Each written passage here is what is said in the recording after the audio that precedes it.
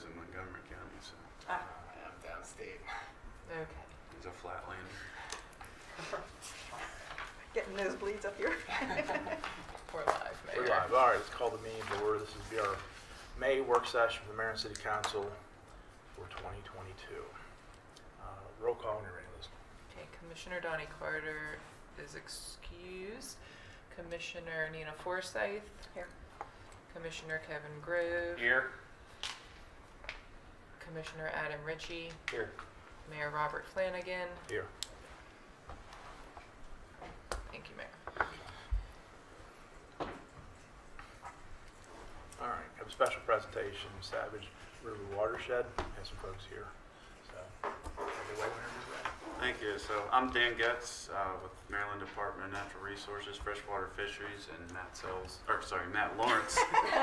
I was reading the name. Is with me here. He runs our cold water or brook trout program for the state, and I oversee that group for freshwater fisheries. So I believe Hayden sent you the memo that we sent. So last summer we did a Upper Savage River watershed study looking at temperature and flow monitoring contributions to the main stem. And I'm sure most of you are somewhat aware that it's our best brook trout stream in the state.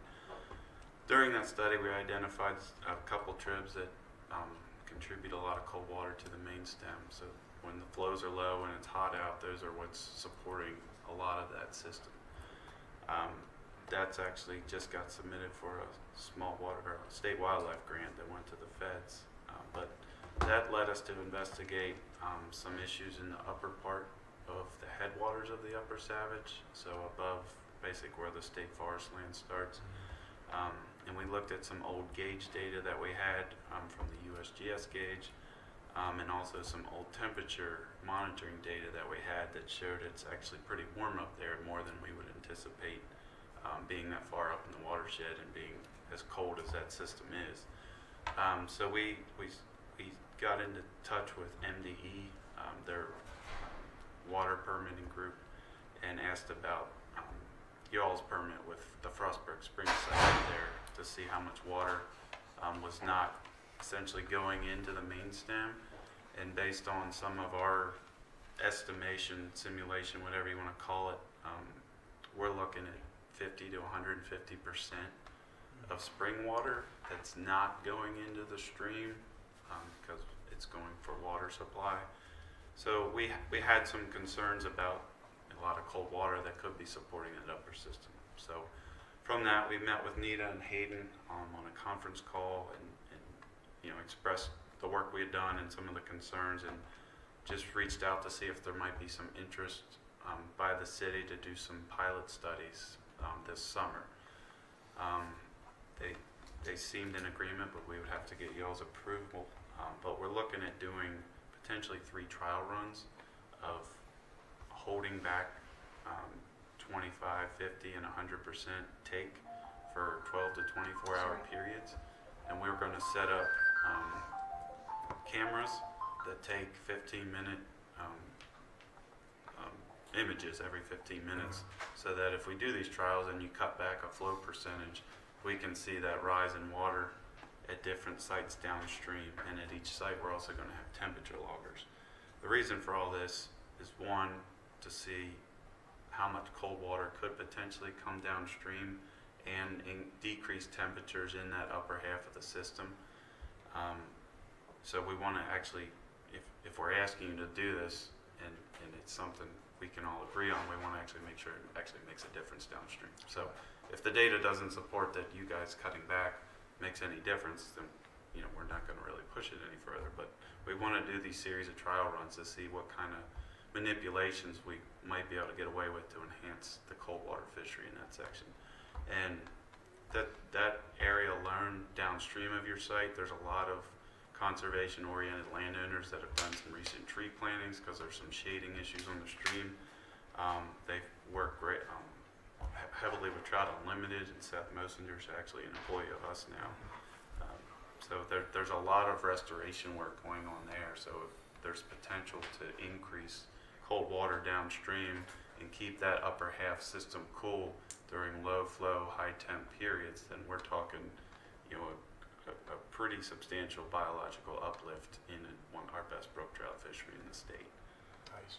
So that's our proposal at this point. We have a couple locations in mind where we want to put temp loggers and cameras downstream. One would probably be just below where the Frostburg Spring site is, immediately below the source, and then probably down around Beale School Road, and then above the first unnamed tributary that comes in, and then probably all the way down to where Cary Run dumps in. So we want to do it systematically downstream to see how far and how much flow and temperature changes we can see based on different levels of flow holdbacks, I guess you want to call it, because you're not taking it from the stream, you're just preventing it from going in. And if we get approval, we're prepared to probably go out in the next 2 weeks to get those stations set up. So the normal temperature monitoring period is June 1st through August 31st. That's the standard assessment for MDE and regulatory side of things for use class 3 protection. So we would want a 90-day window of temperature. When we would, to do these trials, it's going to have to be flexible. We're going to want base flow conditions when precipitation hasn't influenced it, and when there's nothing in the forecast for the next coming days, because we don't want any existential variables messing with the results that are out of our control. So we want a clean slate of weather for a week when it's hot out, and when the base flows, so that way we can detect change, so any holdback intake from the site is directly related to what's coming out of the spring. So that's probably one of your concerns, and we understand that it's a major water source for the city. I believe on our conference call on most years, Piney Reservoir has enough water to supply the town, albeit it's more expensive to treat. We understand that. This is cold, clean water.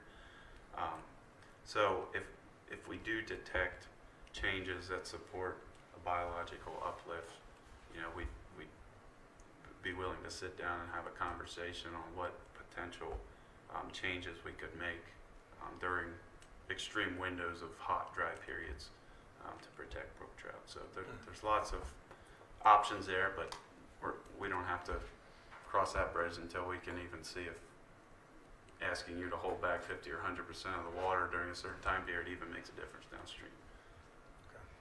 You said that you had access to older USGS. Was it flow data or temperature data? It was both. So there's flow data at the old Appleton gauge. I believe that was near Beale School Road. I'm not exactly sure, just downstream from your site. And then we have intermittent 90-day temperature data at a couple spots in that whole stretch, and several of those areas they exceed. If you're not familiar with use class 3, it's 10%. It can't exceed 20 degrees Celsius for more than 10% of the time from June 1 to August 31st. And most of those are in the 30% range, which is getting borderline for brook trout. So the hope is that if we can increase flows, then those temperature exceedance values will lower. How long, what is that data range of historic data that you have? What years do you have it for? For the flow, I believe it's around 2012. I think it was only running for 2 years. So, Okay. so I took that data and I paired it to the Barton gauge, which is further downstream, and just basically ran a regression, and it correlated really well. So if flow was 10 CF, I'm just making numbers up right now, at Barton, then it's 1 CFS up there. So. In 2013, 14, 15, the city rehabbed those springs, so flows might be lesser now than they were at that time because Okay. we're capturing more of the water. Okay. So just One question I had, if we move forward with this and you guys, however it's done, I don't know how that operation handled, but if you turn the water off, does it all just come out of, we saw 2 pipes up there, if it just comes directly out of there, or if it's a series of seeps? Basically, if we turn off the pumps, all of the water up there, whether it's from the wells we have or the springs, all gravity feeds to a big sump, and then we pump from the sump. And if the pumps are turned off, then it overflows from the sump to the stream. Straight out of those pipes? Yeah. Okay, so that we would want a camera just downstream of that to capture that so you can see water coming in the stream, and then further downstream as the watershed size increases to see if that change is detectable further downstream. So if we see increases in flow and decreases in temperature, then that's what our goal is to detect that. And we'd want a temperature logger upstream of the site as well, just to have kind of a control per se. And we just restored you guys know this, the Frostburg pond site, and that place is full of brook trout now just with the habitat work there. So it's a nice stretch of stream. The one potential problem is that during the hot, dry periods, we rely more on the springs and wells because, the reservoir can get low then. And it might, if we're in a 10-year drought period at the end of August or whatever, that we can, I don't want to get involved in city water demands at this point. Hopefully, base flows in July might be sufficient and temperatures are hot enough to get the information we need before you all would get to that point. That would be ideal. Two things. Pretty much even if we're at the worst drought possible, we can pull enough from Piney to serve ourselves.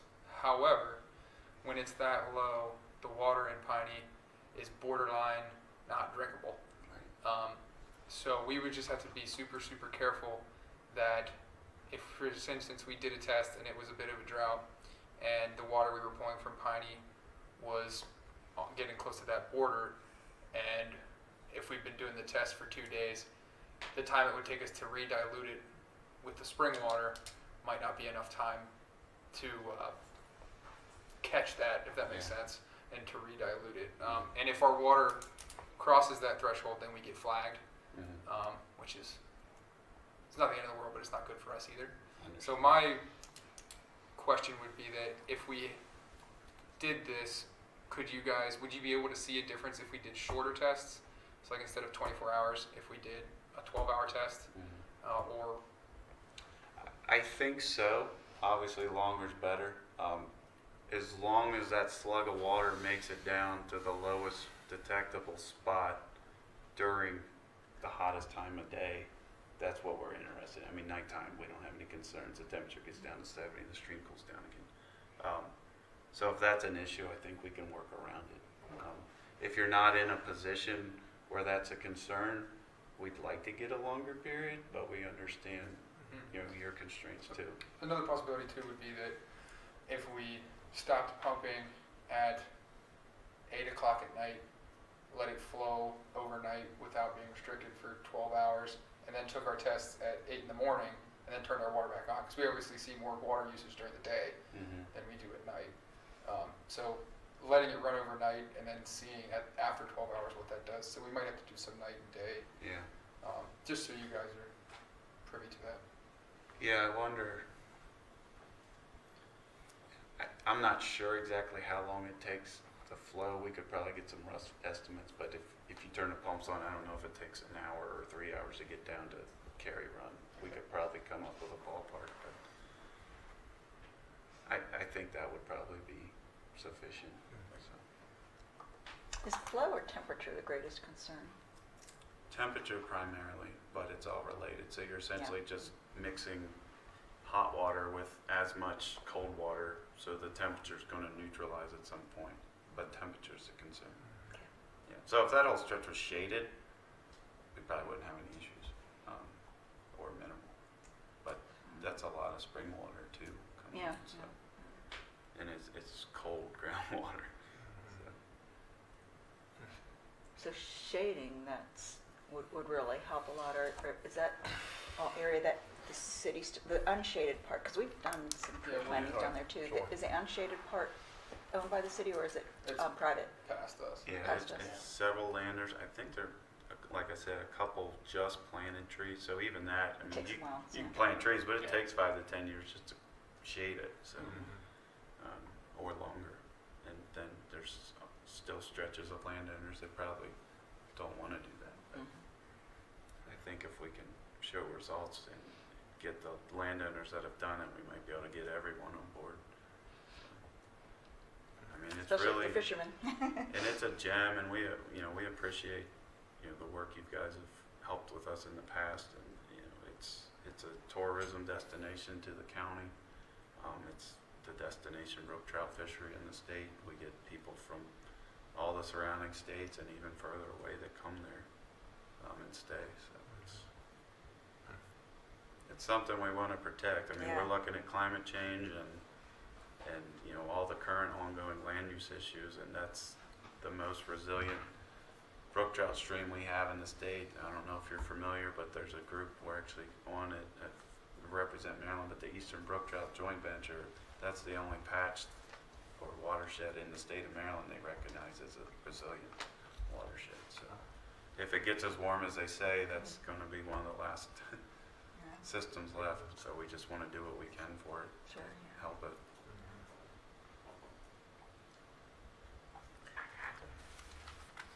It And- sounds like if you are all in agreement with moving forward with this study, it would be best to have a formal resolution approved authorizing DNR to do this study. Does that sound reasonable? Yeah. Is that what you want? Okay. If I can be blunt, what if you guys do the study and it comes back that this is phenomenal for the streams and it's really helpful, and then someone comes to us like MDE and says, okay, this is really good for the fish, we're not going to grant you guys your water permit anymore because you have enough water in Piney Reservoir. Yeah, I'm not going to speak on behalf of MDE, but like I said, if it shows the results we're hoping, there's options. I think you guys have options, and if it gets to crunch time and the city needs water, we understand that. So that's why even if a 25% reduction makes a difference, that's why we're doing it in tiered steps. So it's like, let's go with the minimum of 25%, because you're also talking about dilution. 25% is not that much, so can you even see that downstream? So we'll start small and get big, thinking 100% we'd probably see a difference downstream, but if we can see it in that 25 to 50 range, then okay, now we can scale down to that level if that still meets your water demands in those situations. And you have a standing permit, I don't know when that's due, but that would get reviewed by us anyway, given the cold water issues. So we would provide comments based on the information we have and make recommendations from there. So I don't think there's any precedent for MDE shutting off a water supply I figured that I'm aware of. Maybe you are, but I'm not. there's They would need a longer period to actually make that determination anyways, because you can't base the city's needs and all the other people we serve on that short a The study. window, yeah. well, yes and no. It's enough. Look, if you turn the pumps off and flow comes downstream and it's 95 degrees and the stream temperature drops from 78 to 67, we know that groundwater's going to carry No, I down. mean, as far as the city needs go. Oh, okay, I Yeah. understand what you're saying. Yeah. Because there have been times when, when it's been the springs and wells that saved us. Yeah, right.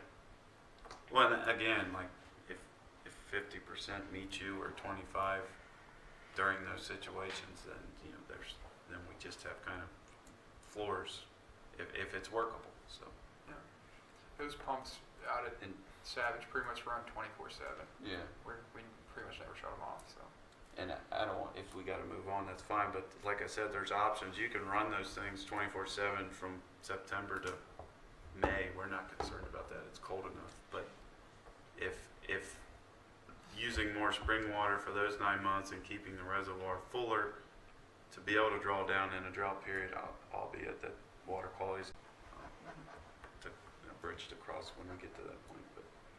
But on our standpoint, we're willing to work with you guys. But we don't sign the permit, so we review them and comment, and MD usually relies on us, but our job's not to take water away from the city, so. I think there's I don't know how to say this properly. Historically, there may have been an assumption of paranoia that this is bad because not only does the piney water costs us more to treat, but it costs us more to pump too. So there is a fiscal impact on the city, but at the same time, the mayor and council have historically been good land stewards and proud of that fact. So it's just that balance, and I just don't have a bad feeling that if they do this study that they're going to come in and say you can't use your spring water anymore. Like it's potable water, I think, still takes precedent over a brook trout. So you don't seem to agree with that. Yes. It's a balancing act, right? We go through these process. I haven't personally, but like Deep Creek Lake, that's the landowners on the lake want the water level up. The fishermen below want enough cold water to fish for trout. The kayakers want the water. So it's all these variables. Like, how can we best utilize this resource and make everybody happy? I think there might be some pain for everyone, but those are just, I guess, negotiations you come to terms with. Like I said, we're a commenter, we're resource first, our concern's the savage. We're also concerned about the city's water supply. So, and the other thing too, it's being pumped out of the savage and then into another drainage. So that water never re-enters. So it's just groundwater taken out and moved over here. And when the main stem savage is low, the little savage, which is a fifth the size of the main stem, is supplying almost half the water because of these springs gushing. Jacob's Ladder, I believe it's called. That's supporting the cold water. And this is potentially another system like that, where there's a lot of groundwater that could support it during base flows. Everyone in agreement Hayden, for good? a resolution? All right. Okay. All right, very good. Thank you both. Okay. Yeah. So we'll hear about the verdict or resolution. Yeah. We don't I don't know how. We're not allowed to do verdicts. They only have a gavel.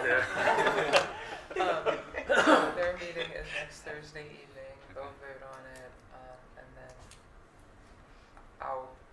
it probably won't happen Friday, but on Monday the following week I'll be in touch. Okay.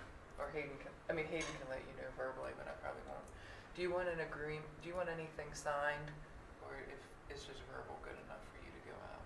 I think it's fine. Okay, Hayden will let you I'll know have next a Friday. paper trail via email. Hayden will let you know on Friday then that the mayor and council have approved the resolution. If they have, and we'll go from there. Okay. Okay, I think it sounds like a good project, good Yeah. partnership, so thank you. Thank you. Thank you. Thanks, John. Appreciate you inviting us. Have a good rest. There's one more thing I want to make part of this deal. I want to go electroshocking with you one time this summer. We can vote right now. You want to vote right now? We're probably going to try to hit 24 sites, so we Okay. gladly. You can even come out for the study. All right, thanks. All right, guys. Thanks again. All right, y'all enjoy the rest of your evening. You too. Talk soon. Appreciate your time. Okay. Yeah, you too. Thanks a lot. Okay.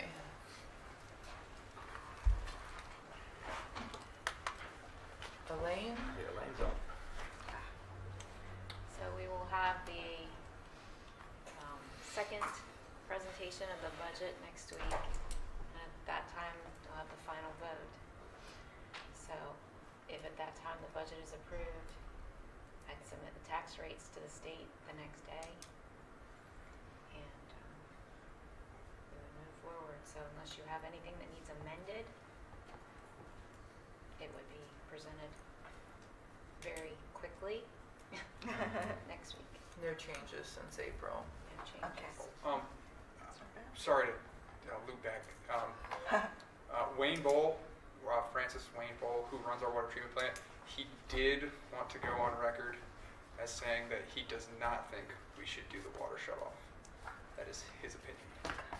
Just because of last summer being so dry, going solely off of Piney, how thick the water was basically with mineral.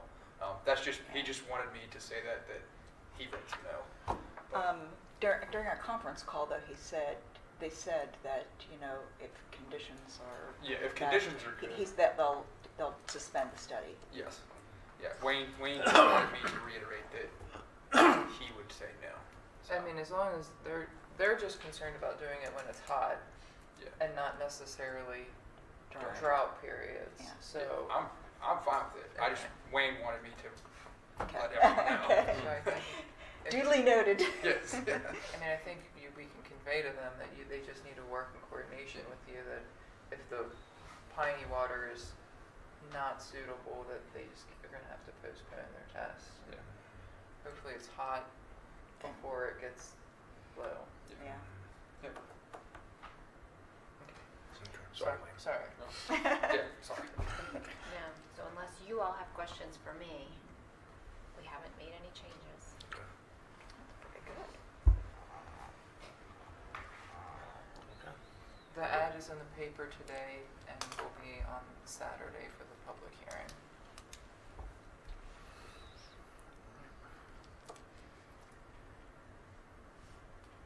Any questions for Elaine on that? Okay, the next item would be ordinance, regarding the purchase threshold requirements, the procurement, requirements, so it would change the requirement in which we had to get 3 bids up to, it would be from 10,000 to 25,000 to match. That 10,000 would match the federal micro purchase, which is something that's coming into play because of all the ARPA funds. Right now, we have to follow our procurement policy because it's stricter, and it's 3,500 to 25,000. And with the quantities of pipes and benches and trash cans and every other thing we're ordering. The three bids, for benches it's not that big of a deal, Right. but for pipe where we can only find one supplier, it just is becoming more and more of an issue because no one even has pipe to sell us, so finding one bid, let alone 3. So, Impossible. we'd recommend that you change that, so that ordinance will have its public hearing as well. Yep. Just as a kind of a funny aside, PBIS, who's Dave Weimer's company, they are ordering pipe from LB Water because PBIS does not have pipe, so they're ordering from another pipe supplier to sell to their clients. So